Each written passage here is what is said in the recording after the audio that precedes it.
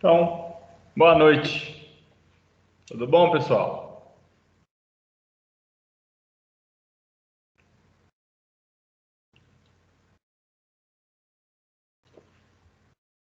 Boa noite de novo, professor. Boa noite. Então, vamos encerrar o ciclo aqui hoje, né? Na disciplina optativa.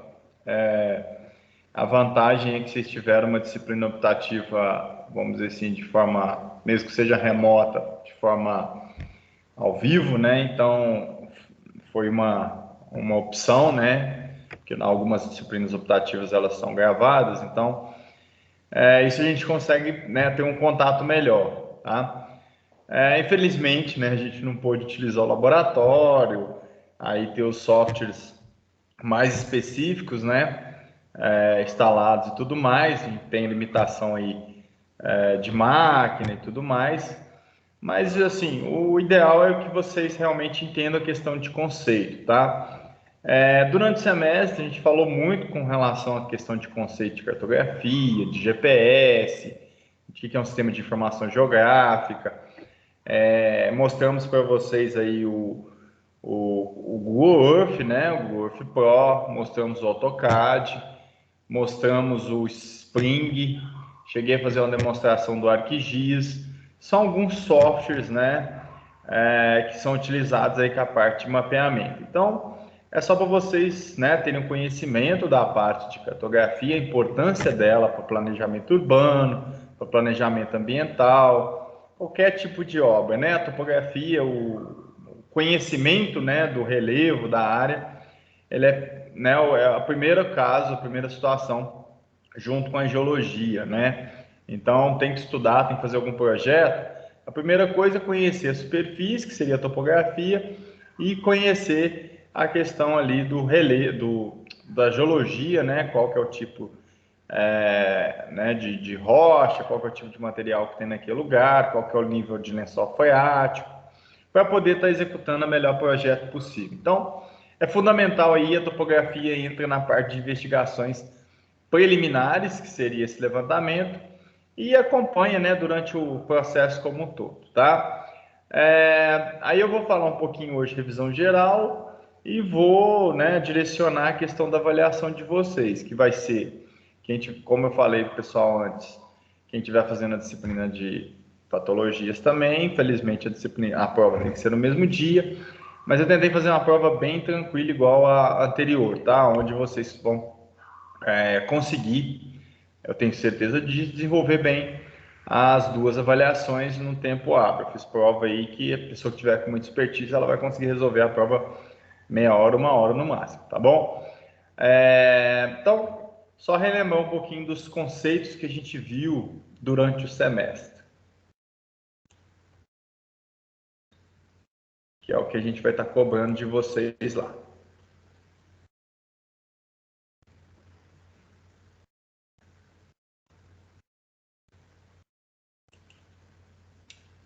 Só ajustar aqui. Modo de leitura. Tá. Então, um dos conceitos que não tem como a gente não linkar, né, que caiu na primeira avaliação, mas que ela serve para a disciplina como um todo, porque não tem como a gente desvincular, é a questão do sistema de informação geográfica, né? Aquele caso que a gente fala aí que a Terra realmente não é plana, a gente tem que trabalhar então né, com o modelo matemático dessa Terra. Então, né, o objetivo nosso é modelar esse sistema, né? Então, como a gente está construindo, a gente tem que discutir a questão da drenagem, tem que discutir a questão de trânsito, de acessibilidade, tudo depende de um sistema de informação geográfica. Eu preciso mapear, eu preciso representar esse cara, né? Então, tem que pegar, né, o globo como um todo e trazer isso para uma região, né? Então, como a gente chegou a comentar, o mundo real ele é dividido, né, na parte de cartografia em layers, em camadas. Então, a gente vai ter a camada de uso do solo, cidades, ruas, bairros, lotes. Então, isso é dividido em layers, tá? Em camadas. Então, o sistema de informação geográfica ele trabalha com um monte de camadas, tá? Então, a gente tem desde a camada imagem de satélite, que é um raster, né, uma matriz, desde o vetor, que seriam linhas, pontos, polígonos, tá? Que vocês têm, né, que ter esse relembrar disso aí. Então, eu quero construir um rio. O rio vai ser um vetor, vai ser as linhas e tudo mais. Né, uma nascente vai ser um ponto, por exemplo, desse rio. Representar, então, através dessa visão aí, o mundo real, tá? Através de camadas. Então, o SIG é um sistema de informação geográfica, né, baseado entre software, hardware, pessoas e informações espaciais.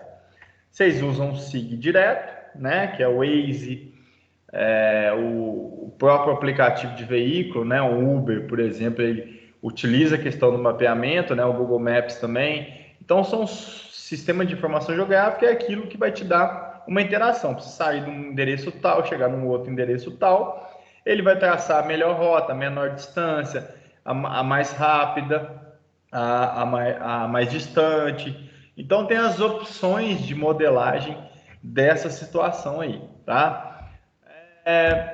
Né, questão de quem usa o SIG, todo mundo, tá? O que a gente pode fazer no SIG, a gente já comentou. E a questão das camadas aí, tá? Isso aqui foi tudo o conteúdo que a gente já passou, então só vou relembrar aí, se vocês tiverem alguma dúvida, só me gritar aí, tá? O SIG vai então trabalhar com estradas, uso da terra, população, serviços, escolas, hospitais, campos, refugiados, nascentes, saneamento. O SIG é igual ao agro, né? Ele é top, né? Então, a questão da história aí, há 35 mil anos já existia a questão dos estudos de sistema de informação geográfica e o caso clássico aí da cólera em Londres em 1854, onde foi feito, né, um mapeamento para identificar qual poço que tinha contaminação para eliminar, né, o caso de mortes por cólera. Então, a partir do momento que o homem entendeu que, espacialmente, se eu desenhar realmente aquela história, quer que desenha, realmente ela funciona. Então, a pessoa vai ter uma noção espacial, ela vai conseguir diagnosticar, planejar, tomar decisão em cima de mapas, tá? Então, nesse caso, ele identificou, né, as mortes com um poço lá e conseguiu eliminar. Como eu falei para vocês, a gente tem dois tipos de dados vetoriais, que são, então, relacionados a pontos, linhas, polígonos, então são rios, ruas, lotes, nascentes, postes e tudo mais. E a gente tem o dado matricial, que é a gente fala que seria aquele onde tem pixel, né? Que é os quadradinhos ali com resolução. Então, essa é a forma de representar o raster, os quadradinhos, o vetor são as linhas, pontos e polígono, e o mundo real, né? Como se fosse uma junção dos dois aí, tá? Aí são os modelos, então, pontos e linhas e polígonos, né? E a forma que ele é representado. Então, são essas as formas que a gente está representando aí os elementos, tá? Aí está um modelo aqui mostrando a questão da qualidade, né, da resolução espacial, que seria o tamanho do pixel. Então, com isso, eu consigo identificar, né, um objeto. Então, se eu tiver, quanto menor o quadradinho, né, melhor a informação vai ser feita. É igual as televisões hoje, né, LED, essas televisões, elas têm, né, uma linha, né, com vários pontos ali de cores. Então, aquela imagem fica bonita exatamente por causa dessa quantidade, né, vamos dizer assim, de pixel. Quando a gente comprava uma imagem, comprava uma câmera digital, a gente perguntava quantos megapixels que são, 14 megapixels. Então, é um número, a quantidade de quadradinho ajuda na resolução, tá? Deixa o objeto melhor. Tá aqui o exemplo aqui das células, né? Então, esse último aqui que tem a célula maior, o objeto ele vai ficar muito mais deformado, tá? Então, as vantagens do raster e vetor e a questão dos atributos, né? A questão de resoluções espaciais, então o tamanho do quadrado, a questão da tipologia, a gente não vai entrar em detalhe nessa próxima avaliação. Então, as ferramentas e os equipamentos, né? Que a gente vai estar utilizando aí com relação à topografia. Digitalização, né? É uma opção pegar um mapa antigo e tentar vetorizar ele, mas obviamente que pede qualidade. A questão das bases de dados, IBGE, vários outros sites governamentais onde você consegue buscar, né, informações, arquivos shapefile, que é o formato do ArcGIS, que roda no QGIS e outros softwares. A gente tem GPS estação total, né? Esse aqui calcula, né, trabalha muito com parte de topografia, e esse aqui trabalha a parte ali de geodésia, né, onde ele vai ter as coordenadas já referenciadas. Então, são equipamentos que se completam, tá? Aqui sou eu, né, de modelo aí, fazendo alguns tipos de topografia de levantamento, tá? Com o GPS de engenharia, onde eu tenho uma base e eu tenho aqui um equipamento onde eu movimento, que a gente chama de rover. Então, eu vou fazendo o mapeamento todo em cima desse cara. Então, né, a gente vai cobrar na avaliação de vocês a parte de referenciamento de imóveis. Ele é feito através dessa técnica. Eu deixo uma base rastreando e vou andando aqui com o meu equipamento para poder coletar as coordenadas ali, tá? Então, é uma correção, é uma amarração. As imagens de satélite, né? A gente fez vocês fizeram uma pesquisa, inclusive, verificando essa questão. E as resoluções. Então, a gente tem inúmeras imagens de satélite, né? Sensores. E esses sensores, eles trabalham com bandas, com resoluções diferentes. Então, na hora de escolher, eu tenho vários fornecedores. Eu vou verificar qual que me atende. Eu preciso verificar a área de desmatamento. Eu preciso, então, não preciso de uma resolução espacial muito bom.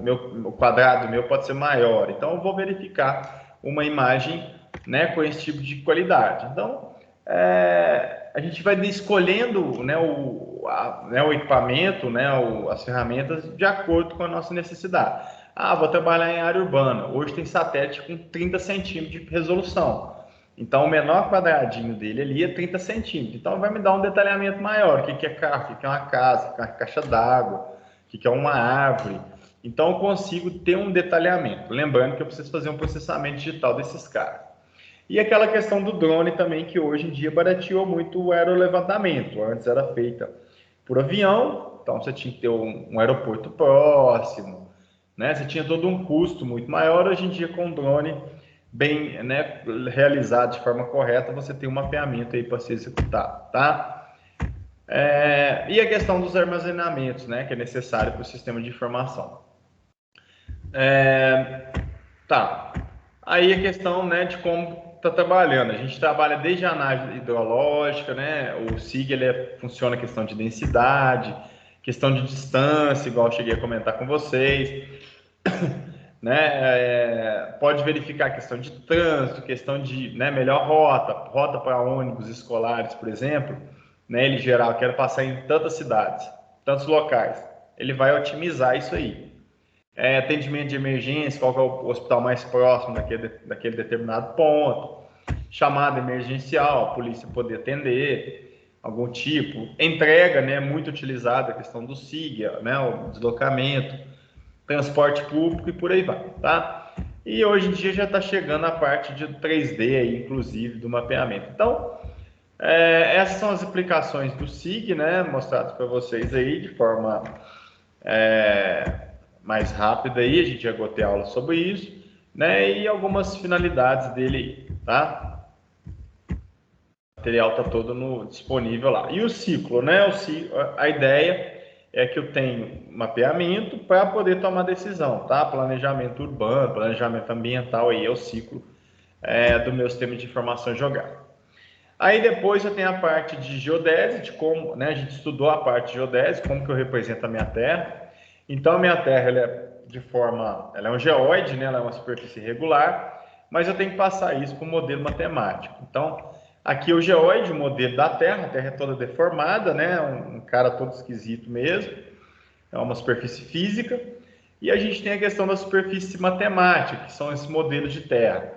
Hoje a gente trabalha, né, com o modelo de Terra, vocês vão ver ali, que é o CIRGAS 2000, que é o sistema que está valendo.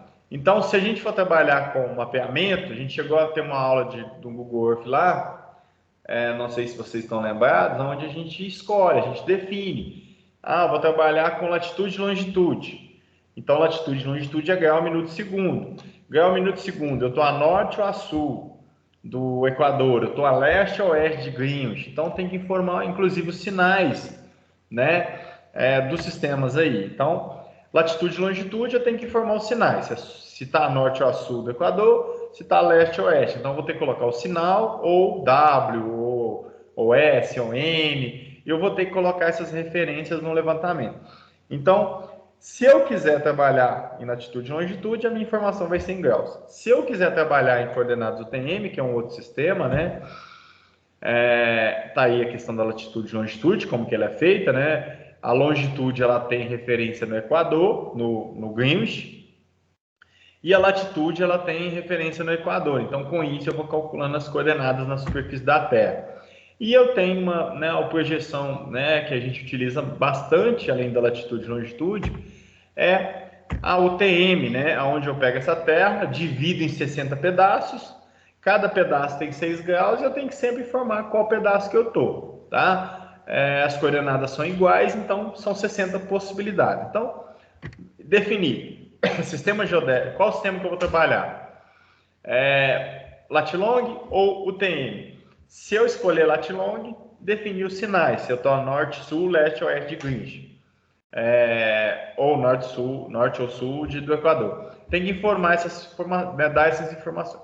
Se eu estiver trabalhando com coordenado UTM, eu tenho que informar qual que é o meridiano central, qual parte do globo que eu estou trabalhando. Então, são essas informações mínimas, né? Tá aí os fusos existentes, os 60, e o Brasil tem muito, né? O Brasil vai ter aí do 18 ao 25. Então, se eu fizer um levantamento aqui em Minas Gerais, informar o fuso errado, o levantamento, na verdade, vai ser lá em Brasília. Então, dá erro clássico aí quando a gente faz um tipo de levantamento desse. Então, tem que entender. Eu quero que vocês entendam essa parte de fuso, né? Quais são as características das coordenadas do tempo, que é o sistema, né, de projeção. E a gente tem um sistema geodésico, que é como a Terra é, né? E a gente veio com uma atualização. A gente começou com Córrego Alegre no Brasil, aí até o ano 70.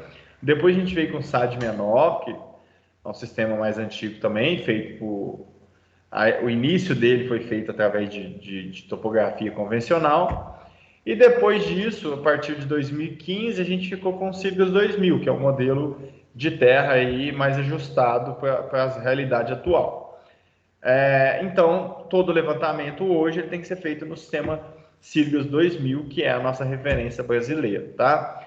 E o WGS 84, que é uma opção, ele é muito próximo do Sirius 2000. Então, o Google Earth Pro, o Google Earth em si, ele está todo em WGS 84. Então, é nível de 1 centímetro de precisão, de diferença. Então, a gente considera que eles sejam idênticos, tá? Mas o WGS-84 não é reconhecido tecnicamente, ou seja, não pode falar que fez o levantamento em WGS-84. A gente tem que falar que fez o levantamento em Sirius 2000, que é o que a norma do IBGE define. E a questão da escala do mapa, né? Como a diferença da escala pequena para uma escala grande, né? A questão da 1 sobre o número, né? Quanto maior for o número que estiver embaixo, menor vai ser o meu valor, tá? Aí a gente falou a questão da parte de fotogrametria.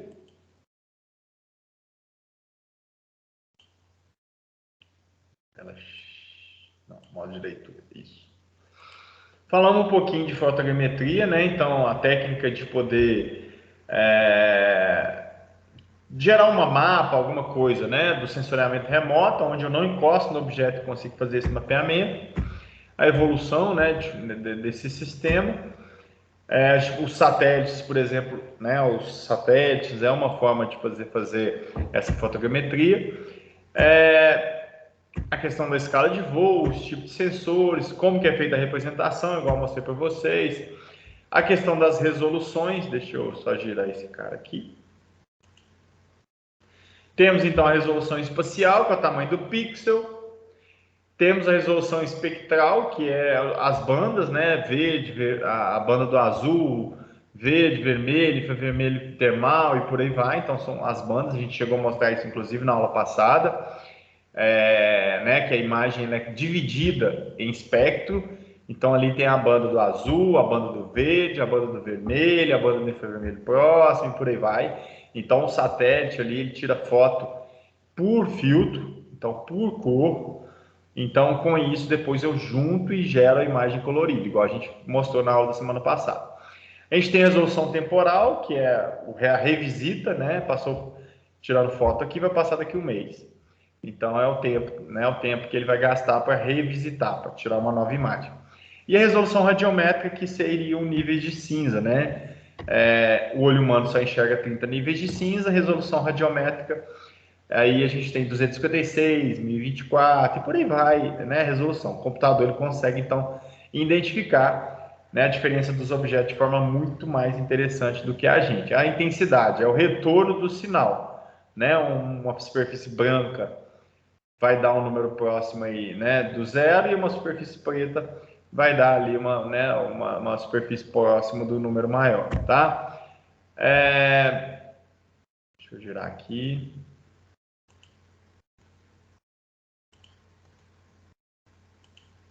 Então tá aí a questão da resolução espacial, pixel de 0, né, de 1 centímetro, por exemplo, olha o detalhamento do carro.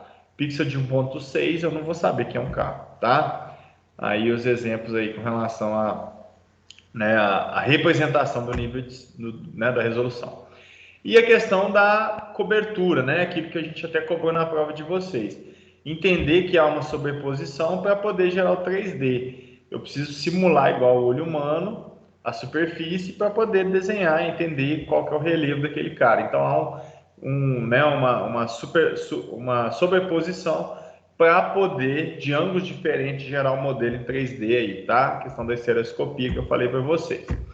E os tratamentos existentes de imagens, correções, o satélite ali, o avião está tripidando, então tem as correções a serem feitas aí para poder estar gerando aí uma imagem com qualidade cartográfica, tá? Então é aquilo que eu falei, eu preciso da banda azul, verde, vermelho, eu junto as três, eu gero a imagem colorida, igual a gente viu na aula passada, tá?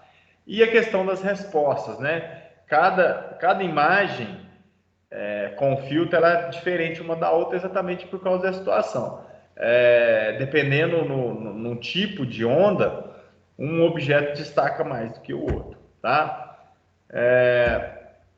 E a questão da ortoretificação, fazer a correção do relevo, tá? Aquilo que eu cheguei a comentar com vocês, o relevo, né? O campo do Everest, um campo no Maracanã, mesmo eles tendo a mesma distância, para o sensor, um parece que vai ser maior que o outro por causa da proximidade. Então, tem que fazer essas correções. Essas correções aí são, devido ao relevo, é a parte de ortoretificação, tá? Aí cheguei a falar para vocês, acho que isso aqui, introdução ao assessoramento remoto, é mais ou menos a mesma coisa. A gente chegou a falar sobre o pixel, deixa eu ver se tem alguma informação aqui que faltou. Aí a questão da interação, né, da resolução, os tipos de resolução, as imagens de satélite, algumas delas. Aquilo que eu mostrei para vocês na aula da semana passada, né, algum tipo, né, a questão das imagens. Acho que esse aqui não. A questão da topografia, né? Como fazer o levantamento. Então, a topografia ela vai ser presente ali desde um projeto de terraplanagem, desde uma demarcação de terreno, desde o monitoramento de uma estrutura, né? A forma que é feito esse tipo de monitoramento. Então, tem ali as formas de poder estar trabalhando com a estação total, tá? Aí, qual que é a importância da topografia numa obra? Seria o levantamento planimétrico cadastral, reconhecer, né, representar tudo, boca de lobo, árvore, poste, tudo mais. A questão da drenagem, né, estudos de bacia hidrográfica e tudo mais. Locação de terraplanagem de obra, definir questão de projeto, né, de obra ali. Nivelamento de estrada, linha e tudo mais. Acompanhamento e monitoramento de estrutura. Então, a topografia é tudo aí para poder fazer o mapeamento. Nisso a gente aproveitou e mostrou para vocês como é que faz, como é que é uma curva de nível e como é que quais são os elementos fundamentais de um mapa, né? Foi uma das aulas lá que isso vai acabar em prova. Quais são os elementos fundamentais que a gente tem que colocar no mapa? Que seria, né? Escala, selo, todas aquelas informações, né, necessárias, norte, todas as informações necessárias para que o mapa né, tenha um entendimento de qualquer leigo ali que pegar o mapa, ele vai conseguir fazer uma interpretação mínima, tá? E vocês, como engenheiros, vocês vão ter uma interpretação máxima de acordo com aquele mapa ali, tá? Então seria essa representação, né? Eu pegar esse cara e gerar esse outro cara aí, tá? Né, para poder chegar nesse nível de detalhamento. O que essas coordenadas definem aqui, o que significa esse norte, o que significa essas curvas de nível, o que é isso aqui. Tem uma legenda, então cada coisa que está na legenda está no projeto. Então, conseguir interpretar, entender realmente, tem que ter um mapa de localização, tem que ter aqui um sisteminha mostrando quais são, né, qual que é o sistema que foi levantado, se está em UTM, se está em Latilog, se está em Sirgas 2000, né, aquelas referências básicas aí de uma planta topográfica. Chegamos a discutir a questão do georreferenciamento, então, inclusive discutir quem que tem que fazer o georreferenciamento, como que funciona, igual eu falei para vocês. A ideia é que cada gleba, cada parcela seja encaminhado para o INCRA, para o mosaico fechar e o Brasil, né, parar de ter a questão de sobreposição de área e tudo mais. Então, o georreferenciamento ele veio para que os vértices, né, os marcos agora, eles sejam virtuais, porque eu vou ter as coordenadas dele, então não tem como a cerca, por exemplo, ficar andando mais. A gente tem as coordenadas, elas que estão valendo aí. E a questão questão de projeto aí. Então, a pandemia, por exemplo, sem Google, sem Waze, GPS, aplicativo de viagem, delivery, atendimento de emergência, mapeamento de risco, a gente teria um pouco mais de dificuldade aí no mundo real. Então, aquela questão, topografia realmente é um assunto muito sério, tá? E por fim, o que a gente cobrou, a gente mostrou na última aula, é a questão de classificar uma imagem de satélite. Então, né, a gente viu o que é uma imagem, como que funciona, e a classificação é aquilo que a gente fez na aula de ontem. A gente vai dar na aula de ontem, a aula da semana passada. A gente vai dar algumas amostras, o software vai reconhecer e vai gerar uma imagem colorida ali com os tipos, né, de objetos na superfície. Então, a seleção a gente faz uma amostragem para ele poder gerar a imagem final ali, tá? A gente, né, a aula da semana passada foi a classificação supervisionada, onde eu informo por software o que é mato, o que é rio, o que é selo e por aí vai, tá? Tá aí o exemplo da classificação supervisionada, onde a gente vai escolhendo alguns pontos, tá vendo? Inclusive aquela imagem que a gente estava discutindo na aula passada. Aí tem a classificação, né, por pixel a pixel, por região, né, o tipo de imagem aí que a gente está podendo trabalhar, a forma que a gente faz esse tipo de classificação. E a gente tem a não supervisionada, é onde a gente chega para o computador e fala assim, eu quero 10 classes diferentes. Ele vai tentar achar 10 classes diferentes ali, sem dar nome. Ele não vai falar que ali é água, ali é rio. Ele simplesmente vai desmembrar a imagem em 10 opções, tá? Aí tem a questão das etapas que podem ser utilizadas e a questão de estatística, tá? Eu não vou entrar com relação a isso, não, né? A supervisionada, então, conhecimento do analista, tem que saber o que é cada coisa, e essa interação do analista no processo de classificação e conferência posterior. Então, né, a gente pega alguns tipos de amostras e representa ali, tá?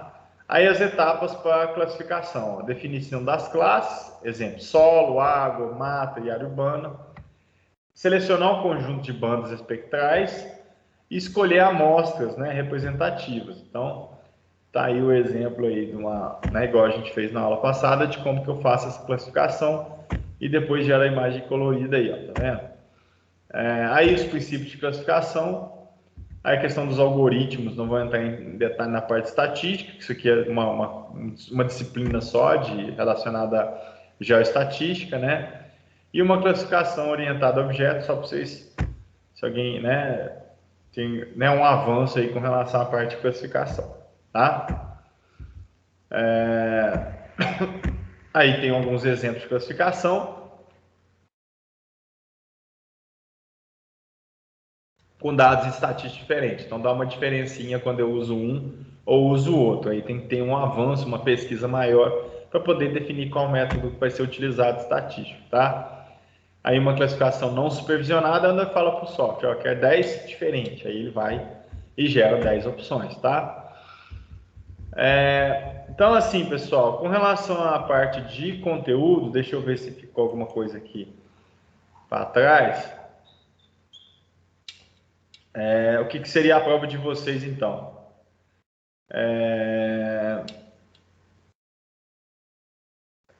Eu vou precisar que vocês me informem os elementos obrigatórios de um mapa, né? Descrever, né? Tipo, vocês fizeram aquela aula do set dos erros e tudo mais. Eu preciso que vocês demonstrem os objetos, os elementos que são obrigatórios em um tipo de mapa, tá?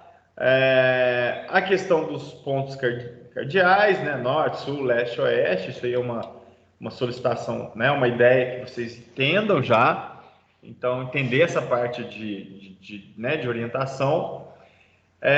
Ver questão, né, de CAD e SIG, né, se tem diferença, como que funciona o sistema de informação geográfica, se tem, o que tem no SIG, né, que traz uma situação diferenciada, né, do software de topografia básico, né. Então, esse conceito final, o SIG. O que seria o SIG? Igual ao brinco, né? A questão parece que no SIG a gente tem um mapa como se tivesse um mapa com banco de dados, como se eu tivesse a planilha do lado junto com a informação mapeada. Então, o sistema de informação geográfica ele seria então um mapa com banco de dados para poder, obviamente, ter pesquisa, ter avaliações, ter análise estatística e tudo mais, tá? A questão do georreferenciamento também, né? Como que funciona o georreferenciamento de imóveis, o que tem que ser feito, né? Quais são as áreas mínimas, quem tem que fazer georreferenciamento, como que é feito o georreferenciamento. Aí tem o sistema do INPE que a gente chegou a mostrar para vocês em uma das aulas para trás aí, tá? A metodologia, tá? Básica de um georreferenciamento sendo executado, tá? E a questão dos prazos do georreferenciamento, tá? Então, no mais aí, pessoal, a parte de vocês aí, né, com relação ao conteúdo da disciplina, ele se encerra nesse conteúdo, tá? Então, estudar tudo, né, fazer essa revisão do que eu falei para vocês aqui agora, para poder a gente conseguir fechar aí o semestre aí, tá? É isso, tá? A revisão foi feita, né? Se tiver alguma dúvida, a gente vai estar à disposição aqui.